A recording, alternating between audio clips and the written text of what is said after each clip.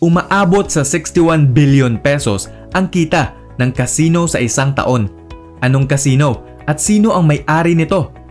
Ang casino ay pampalipas oras ng mayayaman at tambayan ng mga nalulong sa laro.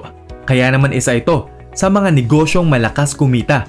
Ngayon ay samahan ninyo akong tuklasin ang 8 pinakamalakas kumita na casino sa Pilipinas base sa kanilang total gross revenue sa nakalipas na taong 2023.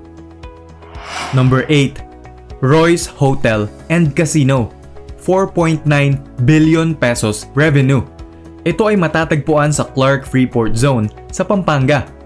Oxford Princess Casino ang dati nitong pangalan na pagmamay-ari ng mga politiko mula sa probinsya ng Isabela, ngunit nalugi. Ibinenta ito kay Rodolfo Bong Pineda na mula sa pamilya ng mga negosyante at politiko sa Pampanga at pinangalan